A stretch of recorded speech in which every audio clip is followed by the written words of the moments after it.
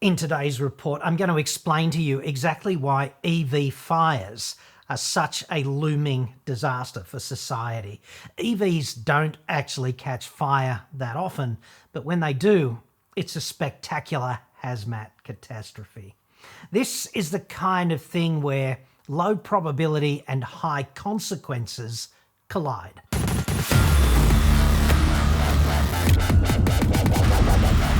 We've just seen the second, roughly $500 million economic loss flowing from an EV fire on board a ship, the Fremantle Highway.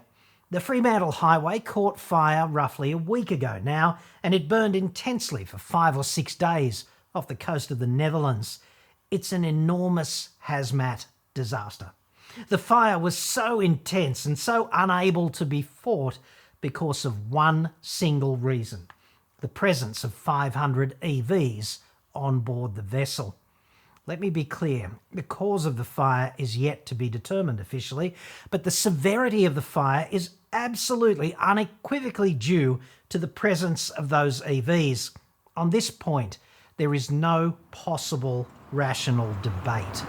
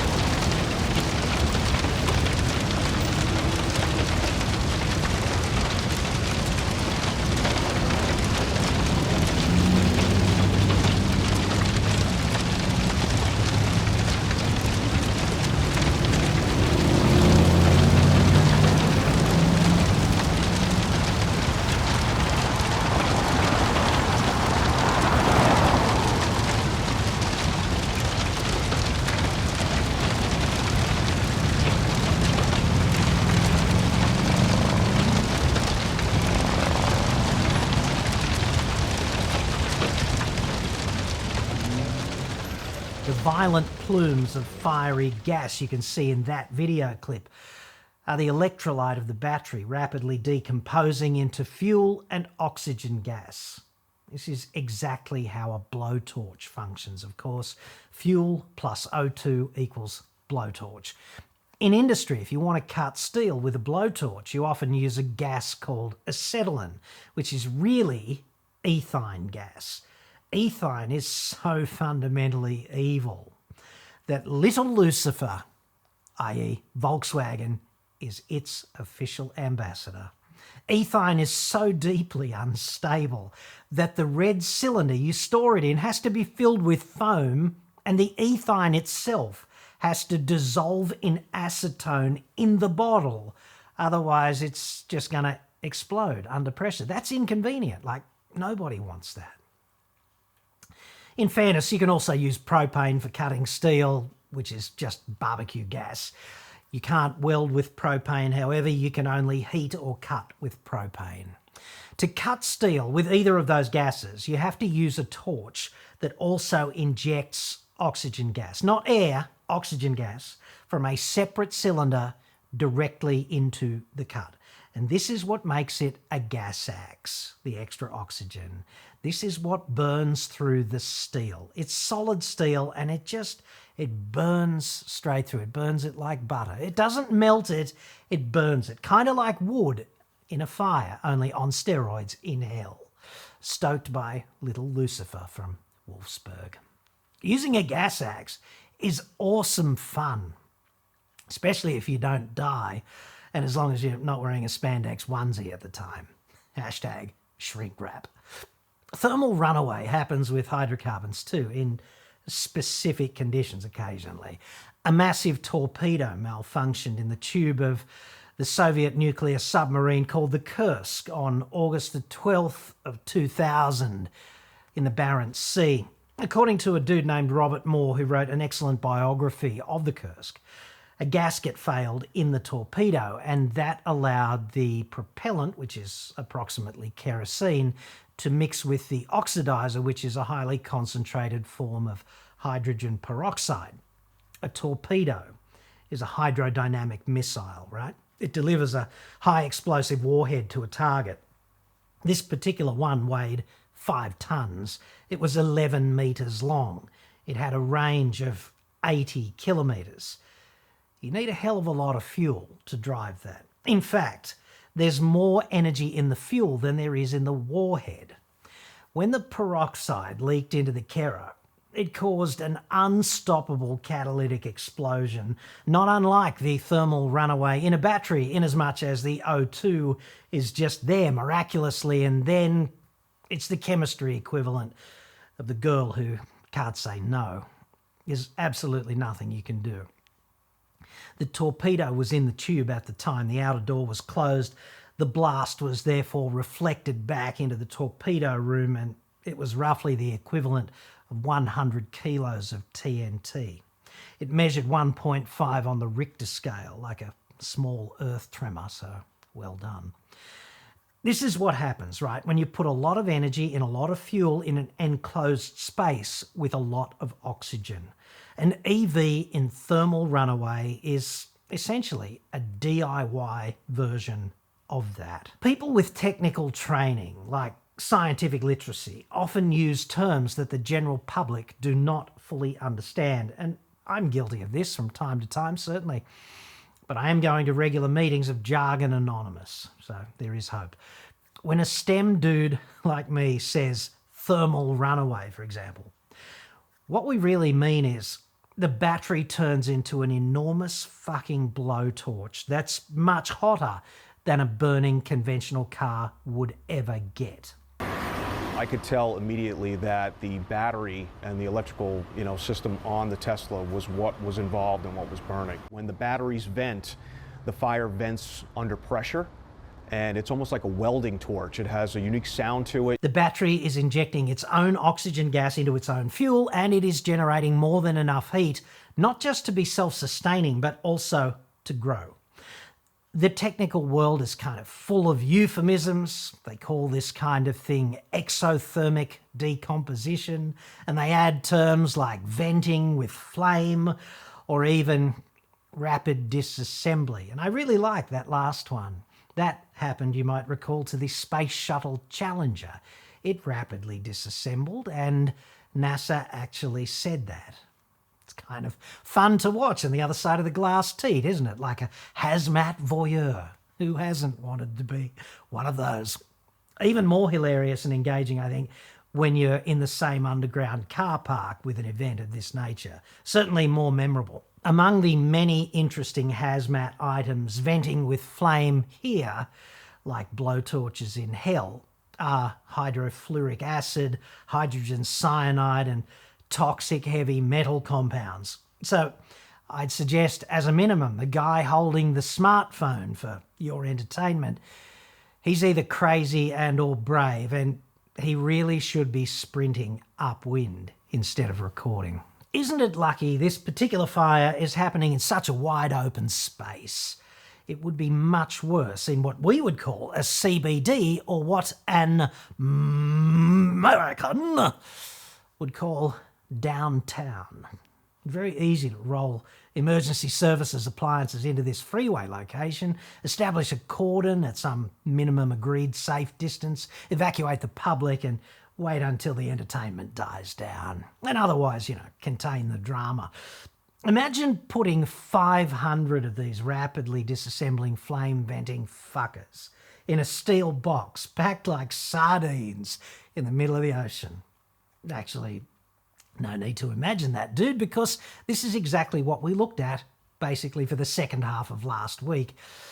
When you go into a typical car park at the weekend to do your shopping, right, the ceilings are quite high and there are lanes so that you can drive out whenever you're finished bending your credit card adequately.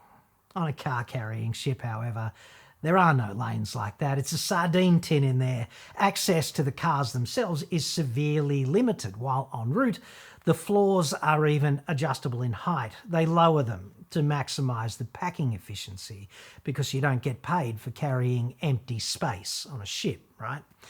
On a ship, if one EV has a problem, every car has a problem. There's nowhere for the heat to go. The effect of the explosive damage is magnified by the containment. There's no access for firefighting, and the ships are not fitted with specialised equipment to fight the hell on earth known as thermal runaway. We've had 2 of these shipping disasters in 18 months. They fight, if that's the right word, these fires by waiting for them to stop. That's the official firefighting procedure.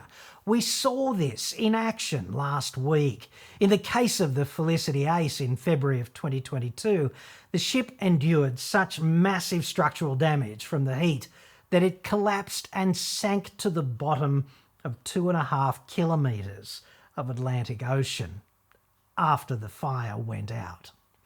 The Dutch oven is, however, still afloat and under tow, so that's a small mercy, I suppose. To me, though, it doesn't really matter what caused the fire. What matters is that 500 EVs were on board, and there was therefore no way to deal with that when they caught fire. You can see from the pictures in the media that the fire burned the ship the full length, and it spanned several decks. This was not an isolated incident. When this happens in a big city, and I'm not saying if, I'm saying when, there is no plan to deal with this. As a thought experiment, take those 2 burning EVs on the freeway and put them in a car park with you, perhaps alongside another 20 EVs, beneath some skyscraper or in a shopping mall, or in a tunnel rolling along. That could be fun. Have you driven through one of those lately next to some self-righteous twat in a Tesla boasting to his passengers about the brilliance of so-called autopilot? When this happens in such a non-ideal place in our densely populated societies, there's going to be all sorts of endless hilarity, like blunt force trauma and penetrating injuries from the rapid fucking disassembly, as well as a thing called barotrauma, which is another one of those quaint scientific euphemisms for those times when a huge spike in pressure differential blows the shit out of someone's lungs and ears. There's going to be poisoning from that hilarious venting with flame, all that toxic hazmat shit being energetically off-gassed. Hydrofluoric acid and hydrogen cyanide, they don't fuck around. Neither does cobalt. You don't want any of those things in your next flame-grilled whopper, I'd suggest. Despite what some will doubtless allege in the comments after this video, I am not anti-EV. EVs are here, they're a fact, and as vehicles for some people, they're a great option. When they're not on fire, they're awesome for reducing pollution in our cities, which is rather a big deal for human health. They're also a real asset for national energy security. They're not so hot at fixing the climate problem. Cars, actually combined light vehicles, are only 8% of total greenhouse emissions. Therefore, the maximum benefit to be derived by electrification is 8%. And that's only possible if the grid is also totally green. Counter-claims around this are just uninformed horse shit. These are facts. Liking them is optional. There are 18.5 million light vehicles on Australian roads, and we buy roughly 1 million new vehicles every year. If we could magic the proportion of EVs in that new car sales mix up to 40%, like we can't, that's a complete fantasy, but hey, it doesn't hurt to fantasize occasionally. That's a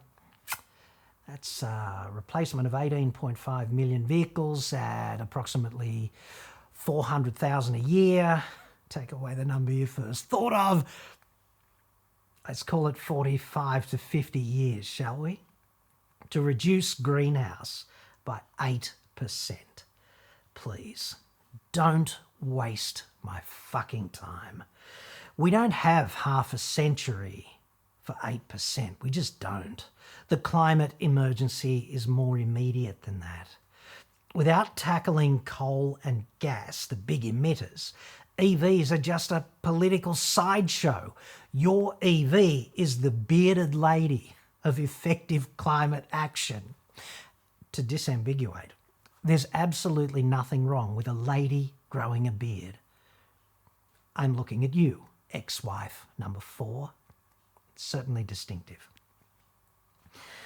We are simply not tackling coal and gas, though, are we? As a nation, we in Australia, girt by new offshore gas exploitation projects that will earn us fuck all, we're doing the polar opposite of tackling coal and gas, aren't we? We're doing more coal and gas, more than enough to negate any benefit of every EV we enthusiastically put on the road. EVs are being politically weaponised as a symbol of effective climate action, empowering you, perhaps, to do your bit with that extra cash. And if you want to buy an EV, I say go for it. It's a free country, dude. However, I would strenuously argue that petrol, that's gasoline in America, it's without doubt the most dangerous substance that average people deal with on a routine basis. And the reason our hospital system is not overrun with ambulances stretching friggin' over the horizon, queuing to treat people who have been burned and or poisoned by petrol, is because we have robust systematic safeguards in place. This is not an accident. This is happening by design. Protection by design. Everything from approved containers to the management of static electricity is a done deal around gasoline. With EVs, not so much. Even the most basic safety steps and advice, they're completely absent from public dialogue about EVs. Like, if there's a fire, head upwind kind of thing. Nobody says this. It's the most basic thing to know, surely. Proximity to stored or acquired energy is intrinsically dangerous. Like, risky is probably a better word. This is true of ladders, of driving at 30 metres a second, crossing the road, or using an angle grinder, and 1,000 other things which we do all the time. What matters is the effective management of the risk. Why the hell do electric cars get a free pass on this? There is a book of rules and regulations you cannot jump over concerning how to build and operate a petrol filling station, how to operate a truck with a small swimming pool of gasoline hung out the back, for example. The protections for you filling your car with this dangerous substance are hidden everywhere in plain sight. Petrol cars on fire on the freeway are just typically not that exciting. Like, sorry, Michael Bay, your depictions are unrealistic, dude. You probably already knew that. The most exciting thing about a burning combustion car is typically when the tyres go pop. Like, if that happened in the movies, you'd be demanding your money back. Like, I didn't get my explosion. I thought it would be bigger. I would argue that the same protections are not in place with EVs. They're just not. Shopping fucking centres are allowed to put their EV charging bays all together deep in the basement. Bodies corporate are hell-bent on offering residents basement charging like that's some kind of good idea. If there's a universe where this makes sense, I do not live in that one. I could name at least 2 car makers here in Sydney with charging stations in the basement. But I'm not advocating against EVs. I'm just not. Lithium-ion batteries are part of our society. They're great. We've deployed the biggest lithium-ion batteries ever in the total unthinkable absence of appropriate systematic protections and safeguards.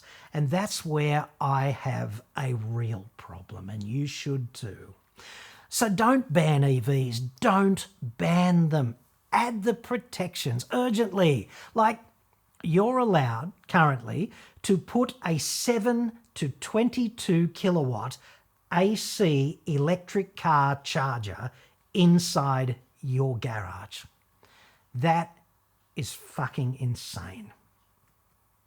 We've allowed this to happen because car makers just want to sell cars, and regulators and governments are run, typically these days at least, by washed up lawyer arseholes who know nothing about applied science. These people are more ignorant than an average Australian caravaner, albeit vastly more cunning and corrupt. Essentially, they care more about how a thing looks than how well or how safely it functions. How many more Felicity Aces and Fremantle Highways is it going to take? There's your evidence that this is a looming problem for our cities. And you, if you are that insufferable pro-EV twat, inoculated against reason and common sense, against facts and critical thinking because, feelings are so important, you may not like this. I would suggest, however, that this problem doesn't care how you feel about it. It just exists.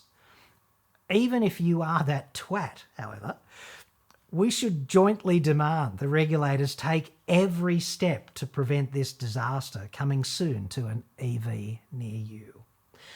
I'll leave you with this, okay?